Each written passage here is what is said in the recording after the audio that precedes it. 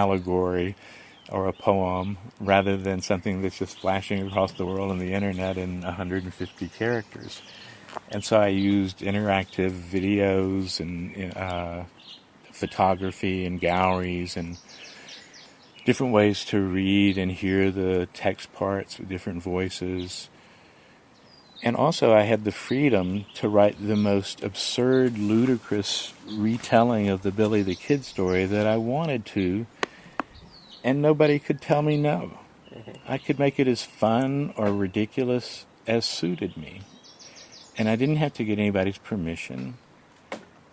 I use massive numbers of public domain assets without having to give anybody permission. And I don't feel obliged to give people permission when, not people, institutions that are putting out collections of imageries and stuff into the public domain. I'm just grateful. It's a resource I never had before. It's wonderful. So I am trying to find ways to use these new assets, and so are a lot of other people. It's a time where if you're creative and devoted, there's an unlimited number of options for anybody to do something completely new that serves the planet in some way. Or just serves your dog or your family. Serve something. Rumi says serve a rock if you can't serve an animal, if you can't serve a human, if you can't serve the cosmos, go back and serve the rock. So you notice I have hundreds of rocks around me that I'm serving. Literally. I'm trying to make pieces of beauty with little rocks. Yeah.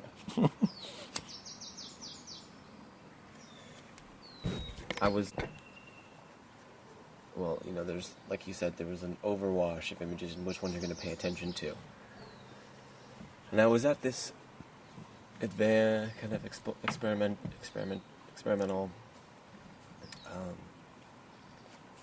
institution in San Francisco that there was this Asian guy, and he had brain monitoring equipment. I know him. He's a good friend of mine. The guy from what's the name of that place? I don't know where he's from, but he's Masahiro. Yeah, I think that was him. I've known him about 30 years. He had, he was daily, putting on the ECG, that was called their EEG, the brain monitoring thing, and observing the theta, delta, alpha, beta waves. And it gave me a good idea for a therapeutic model that could be used in the same way that you're presenting these images. That would be if you took somebody's memorabilia, their life as much as they could bring you, photographs, newspaper articles, and if you could scan them in, and then have somebody go through this with the brain, with the biofeedback imagery, so you'd have the images of their life coming through based off of, say if they leveled them over a scale of importance. So then you could map out which image is going to come up when, and depending on what state they're in and what theta part they're in, these images you travel through them, and you would basically get this therapeutic thing. There's an image of my dog, there's an image of my grandma, there's these things, and you would be reacting to the images, and the images would be reacting to your states because of its, the technology is reading how you're reacting, and you're reacting to what you're seeing. It's a biofeedback loop. And I always thought, especially when I was looking at your stuff, I'm like, it reminded me of him. Well, Masahiro is a hero of mine, and he has a very beta level version of something almost identical to what you're talking about, although he has massive libraries of images, but they aren't personal images. So it's more like a pop cultural archetypal thing. And it's more complex than you would believe, but it's got all these planes made in mandala target areas, and they all have different libraries. Right. And if you're in alpha, you're getting this kind of stuff, and in the other states, this kind of stuff. And the more refined it gets, the more refined the imagery gets. And everybody that sits on it, I got to watch a few people doing it at his house or his apartment, including myself. Serify was the name of the place, right? That's where he was when I saw him. When I met him, last time I visited him, though, he was living in Manhattan. Okay. That was a different scene. But everybody comes up with a different presentation, and he does art performances with friends where they just go out in his gear, sit in a chair, and one guy drives visuals with his mind, and the other guy does music with his mind. It's quite amazing. Yeah. My first sitting down with it on my head, he had these waterfall graphs that were coming. They were like left and right hemisphere, and they were kind of like coming like waterfall polygraphs, and they would come to a certain point and then kind of fall off, so they call them a waterfall. And as soon as I put them on, he said, what are the names of your children? And on one side of my brain, I see all this complex topography grows instantly out of all these waveforms. Mm-hmm. And so I know that's the side that cares. Mm-hmm. And then he says, what's 4 by 13? Mm-hmm. And I had to stop and think about it. And the other side goes, whoop, and blooms up, and there's all these intricate topographies. Uh-huh. And he said, now let's go back to your children. Say one of their names. And it just like blossoms up, you know. And he says, now notice where there's like some like little super intense action. Like right over here, I notice there's something. So you can put a loop around it and expand it. Yeah. And then fine tune your thinking around that. And I could just drive this thing around in real time with no training at all. Mm-hmm. I was doing this mind over matter thing for an hour, driving these complex graphics and graphs, and it's a convincing experience. Yeah, I thought it would be really beneficial to put in your own memorabilia. Yeah, well, that's kind of what my work is now. Yeah. Is creating this giant memory architecture of dozens of thousands, maybe hundreds of thousands of images of my own, but mostly out of archives and collection. And there's a lot of large concepts condensed into one image, like a meme. And those things coming through in relation to each other, juxtaposed, have a very powerful effect. And I really noticed that when I was looking at your work. In Chinese writing, I studied classical Chinese for a brief while, thinking I might be able to teach myself. But I learned enough to know that in your calligraphy, the size of one part of it is important to its interpretation. The larger it is, the more important. So you could have a character made out of the sign for human being, and then another sign about river. And if the river's bigger, you'd think maybe the human came to the river. But if you have the guy underneath the river and he's looking very small, he might have drowned. You know, there's all sorts of it made me think, ideographic languaging around scale and proximity. What's close? What's fading away? You could have a visual language in that sense. If we could agree upon certain images as archetypical examples, and that's what I'm saying. When I was looking at what you were doing, it did seem like a visual language. Here are all these things juxtaposed, almost as if they were characters in a sentence. One thing I do that's exactly around that is I'll create clusters. I work in a 3D graphic space where I can make clusters of images around a related subject in one area, another cluster in another. I can move those clusters around. The objects within them can move, and I can move my camera around so I can go into a cluster and emerge in another cluster. And I'm just beginning to get that in my own head, what the implications are of that. I saw a great moment, just tiny little interview slot with George Lucas when he said he had this revelation that in digital space, every object has its own XYZ coordinates. And it took me a while to get really what that meant and why he understood it was so valuable. And I had the same realization that when you have this multiple centers of attention and you can move your own camera, which is your own point of view around in them, that's a new kind of epistemology. That's a new way of seeing knowledge and experience and the world around us, and one that's incredibly pertinent to psychedelia because you see these interpenetrating worlds when you're on these kind of non-ordinary experiences. I'm sitting here going through this inventory on a second track of my mind of all these incredible, wonderful, life-changing and redemptive experiences and fun and adventurous experiences that I've had with the sacred plants. There are almost too many to even consider because they've been embedded in my life since I was really since I was about 18, I guess, maybe 19.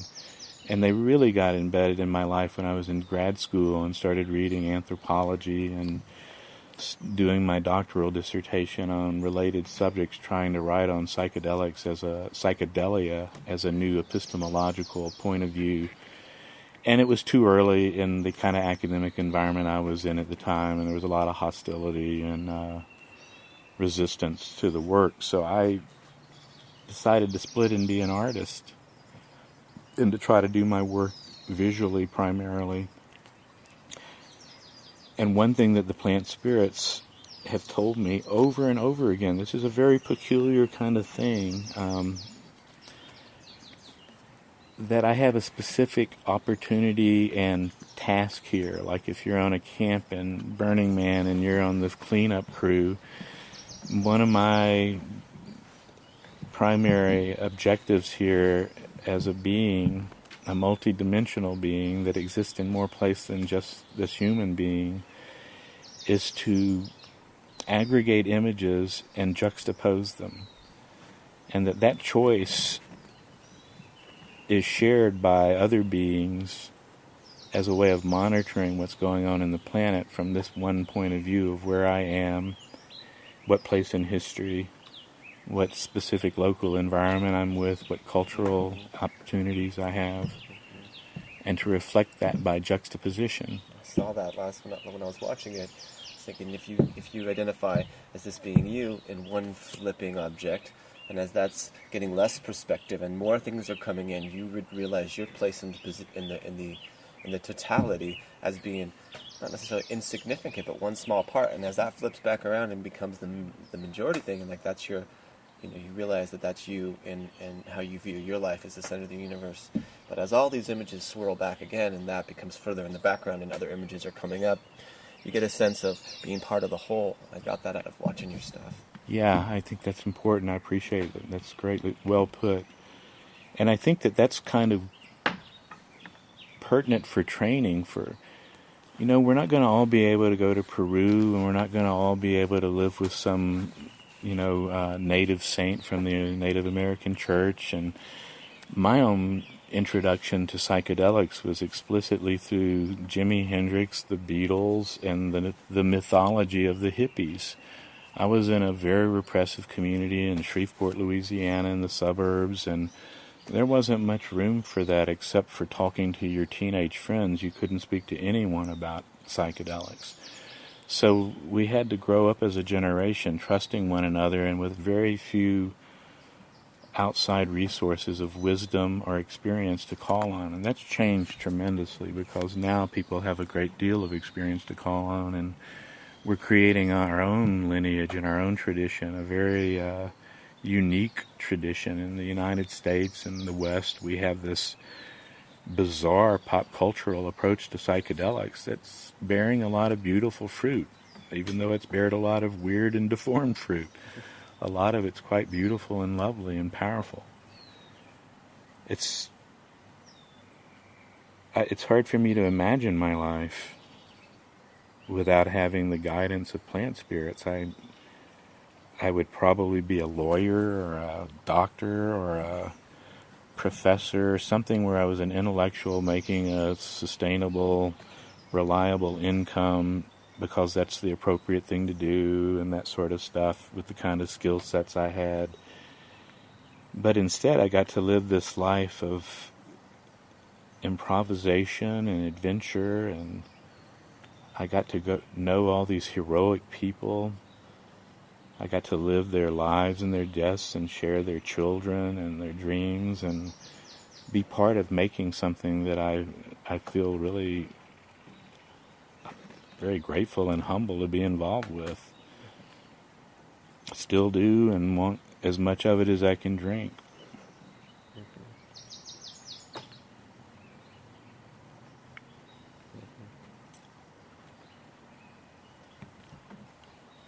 Yeah, I guess a lot people just don't even consider the idea.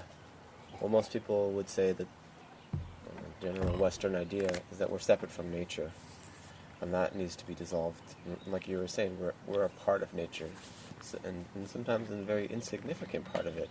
As much as what was the saying, like what you do is insignificant, but it's very important that you do it. That's Gandhi or somebody. Yeah, and there's this thing with Buddhism where, I'm only a drop, but I'm also the ocean. Mm-hmm. And that's a very dignified thing to accept. I'm looking into the eyes of God right now. I'm looking into the eyes of this beautiful being that I want to do anything I can to give you the courage to let that express itself, because you're self-motivated, you're talented, you have a sweet smile, you're committed to kindness and gentleness, you're unintimidated by authority. You're a hero for me.